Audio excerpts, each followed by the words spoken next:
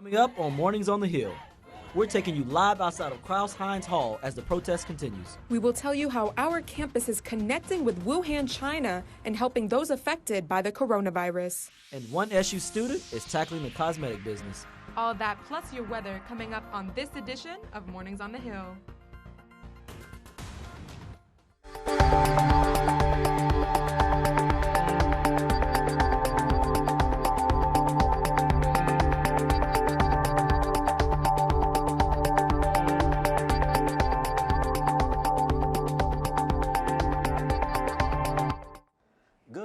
Orange Nation. I'm Daryl Cunningham. Thanks for joining us for Mornings on the Hill. And I'm Sarah Al-Sheikh. Welcome to Mornings on the Hill for this Wednesday, February 19th.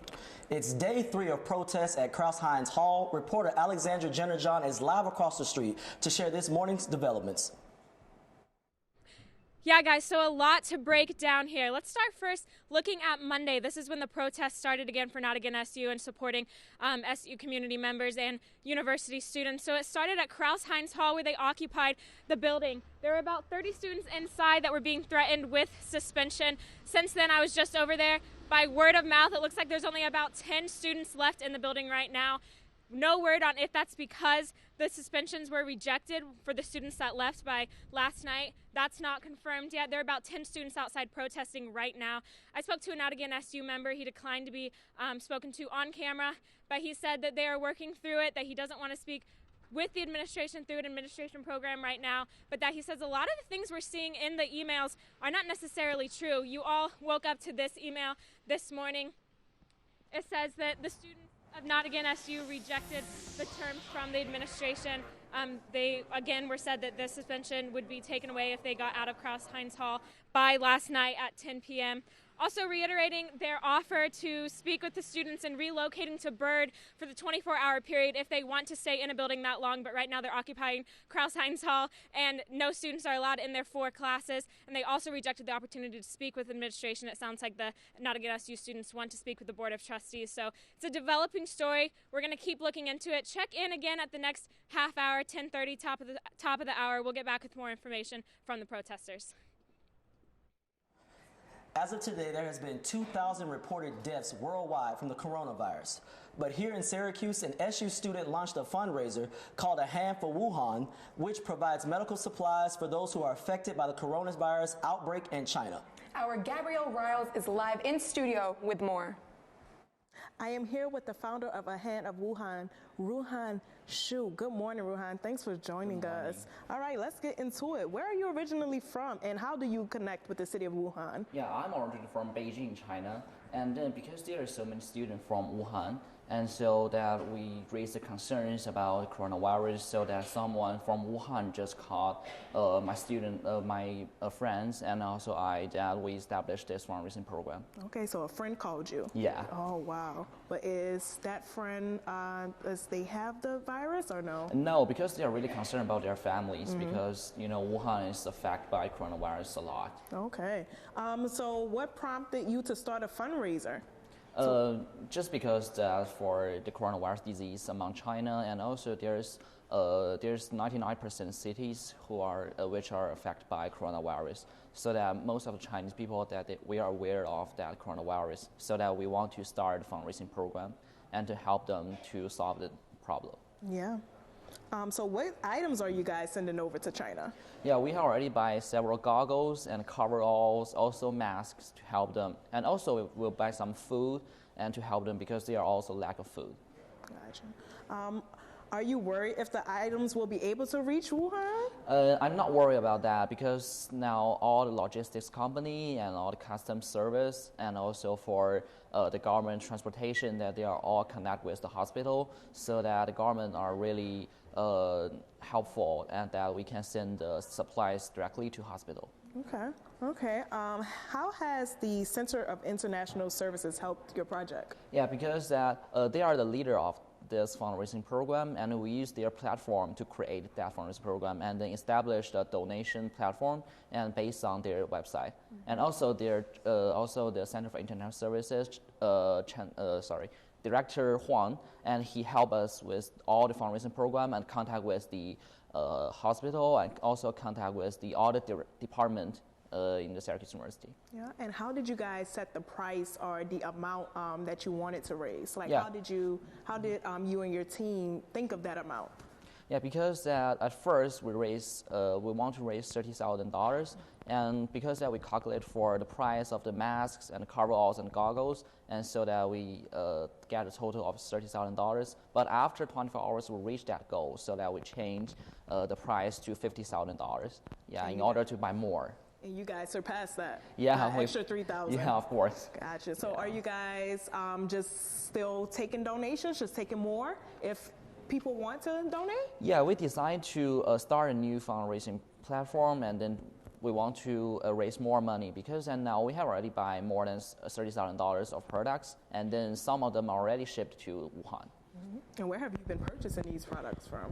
We are purchasing from worldwide, such as the company in the U.S. and also the company in China, and also maybe some company in Canada. Yeah, we start to purchase them. Okay. And it seems like majority of the donations were given by students. How does that make you feel? Yeah, because at first I want to engage the whole community in Syracuse University. That I think we have reached this goal, and then we gather together all the students, faculties, and also the alumni and parents. And so I feel excited so that everyone in Syracuse University, we can collaborate with each other, and also that we can help Chinese students, especially for Chinese students, for solve this problem. Gotcha. So you told me about your friend. Is any of their family members suffering from it? Or if you know anyone there or anyone personally? There's no anyone of my family, of my friend's family, that they're suffering from coronavirus. But we are all afraid that our family will be affected by this, and also that from now that all the Chinese are my family members. So we are collaborating with them, and also we are here to support them. And have you guys, like you and your team, have you guys bonded over this experience because you all are concerned for all of the Chinese people that are affected? Have this made you a closer family here, especially since you're a freshman?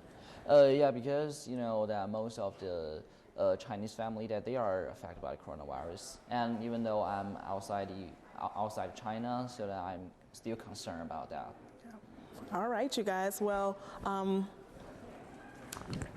for more information on how to donate, visit givecampus.com/Syracuse University/A Hand for Wuhan. Well, thank you, Ruhan. We definitely appreciate you coming in and sharing, Yeah, and I thank you. hope everyone are able to grab those donations from you guys. Thank you so much. No problem. Thank you, Gabby. That was a beautiful interview. Sarah, so you got the opportunity to sit in this week's on a new initiative. Tell us about that. Yes, Daryl. So this year, a new initiative is focusing on empowering Syracuse University minority men. In comparison, I have to think about my race every day and how that affects me in day-to-day life. Definitely. Men of Color is an initiative that doesn't back down from talking about uncomfortable topics. This week's discussion was on a video titled A Conversation with White People on Race. Black, or you're Latinx, or you're Asian, so in this society you gotta walk a certain way, talk a certain way. So Men of Color supports minority men through their group discussions, academic support, volunteer events, and leadership development. For Dylan Antigua, Men of Color is the brotherhood he's been looking for. I was also the first person in my family to go to college. So obviously the transition was pretty hard, especially in terms of finding a community or a sense of brotherhood. I'm also an only child, so that's something I never really experienced growing up. They build that brotherhood through their weekly discussions and bonding activities like their upcoming barbershop meetup.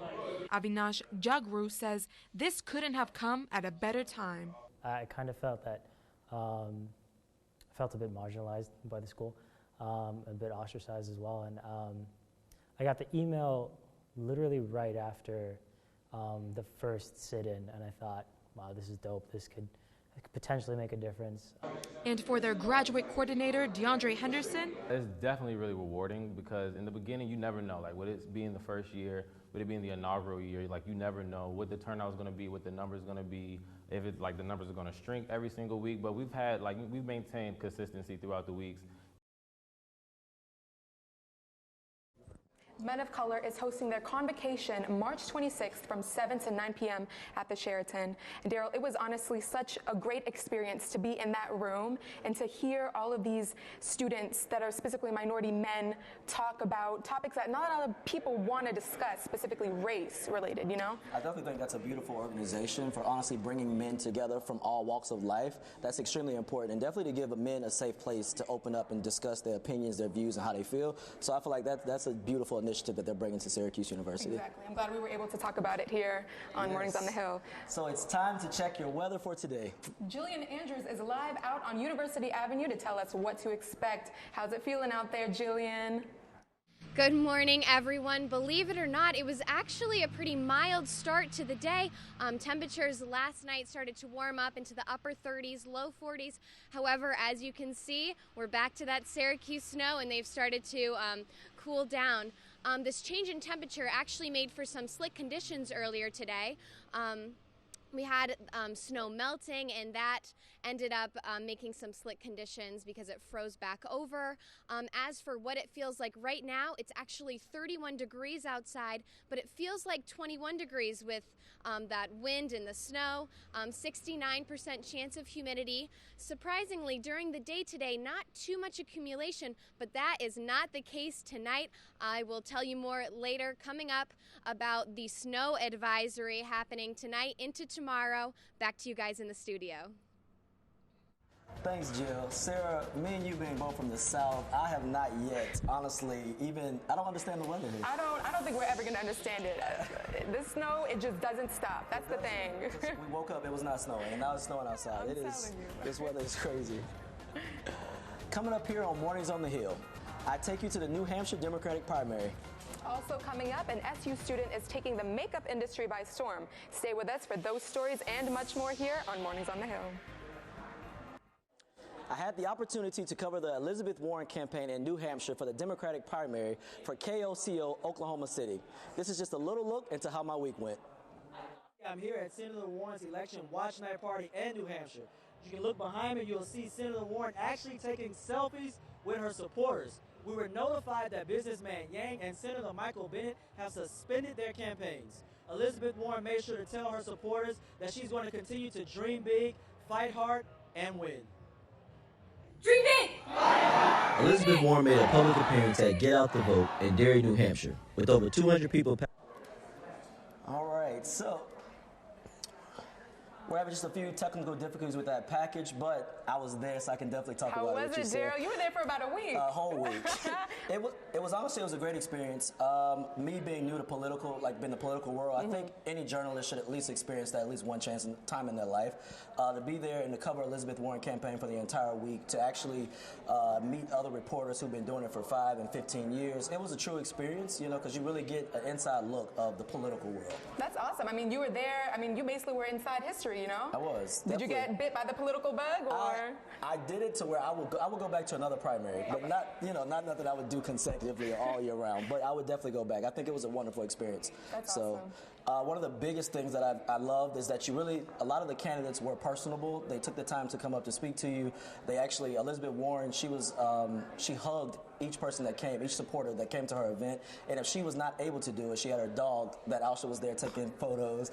So it was a really great experience. I know that you mentioned that a diner, you were talking to me about some sort of diner that you went to that has like some history behind it. Yes, it's called the Red Arrow Diner. It's a staple from Manchester, New Hampshire. And if you want to be, anybody who wants to be somebody in the political world makes a stop at that diner. Oh, nice. And it's Barack Obama, Hillary Clinton. It was everybody literally makes stops there. And when we made there, we actually seen Senator Michael Bennet. And we also seen Kevin Costner, who was nice. Kevin Costner, okay. So yeah, that wasn't too bad of a thing. But that diner, it was nice. It was nice to get that familiar, the food. It was nice. The culture, the history, everything that was nice in the diner. Fun. I have to make a stop. What did you eat? What did you eat when you were there? When I went there, I'm simple. So it's like I got like eggs, bacon, grits, sausage, and Toast. That was it. I'm a simple guy when it comes to breakfast. Yep, classic breakfast. That's literally it. So. How was the weather there? I remember seeing some videos. It was very cold. I think colder than in Syracuse. Exactly. That's saying something. One night we were out doing stand-ups and it was at least like -3. I would at least say -3, -4. But it was extremely cold. But once you're out there and your blood's rushing, you're going, it's fine. Like you get used to it. It was fine. That's awesome. And I mean, we're gearing up for Nevada, coming up. So we'll see. It is. See what And happens. Bloomberg is making his first appearance on stage in a debate. So I think this is really going to be an interesting debate on Friday in Nevada. So yeah, it's a lot going on in that one. So a lot of political things happening in 2020. It is. Yeah, so beauty meets business. Earlier this morning, our own Alyssa Lyons sat down with a graduate student who created her own cosmetic line. Alyssa? Good morning. Last year, in the summer of 2019, Kyla Wright was ready to take on the lifestyle beat and found a desire to create her own beauty line. Wright created the K-Lux experience to show that beauty can be an experience and leave the user with a little more. I wanted to embrace entrepreneurship beyond being a journalist and being in school. I wanted something else to add to my personal brand, and I had to figure out what that was. And when I did broadcasting in undergrad, someone told me, like, you always do your makeup really cute. Like, you'd be cute face of a makeup brand. And I'm like, okay. And I started sketching logos and thinking of ideas and researching distribution companies because I knew being in school I wouldn't have the time to actually make my own products, even though that is potentially a goal of mine. But I just knew that at that point I had to find a distributor, get the stuff printed, and get myself out there.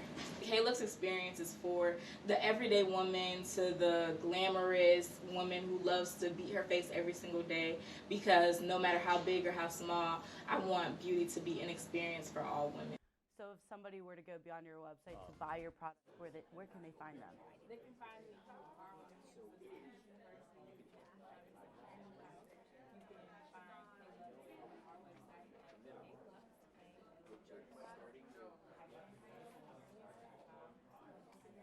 Wright is working on dropping new products. Those will be available on our site at NCC News Online. She encapsulates boss, business, and beauty.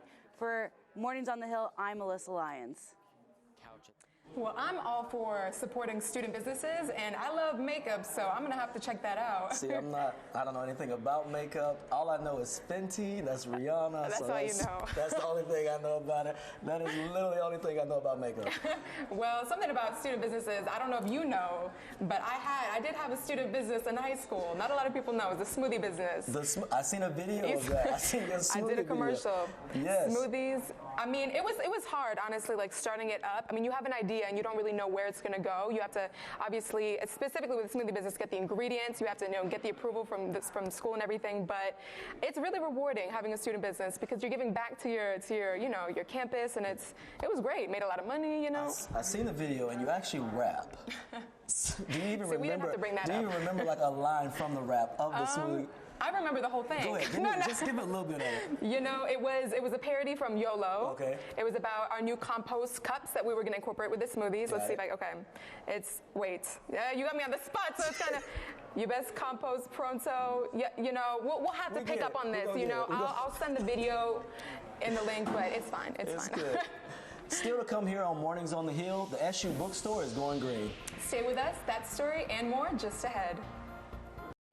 New York State is going green, and the University Bookstore is no exception. Starting March 1st, this bookstore is joining the state in the movement to ban plastic bags.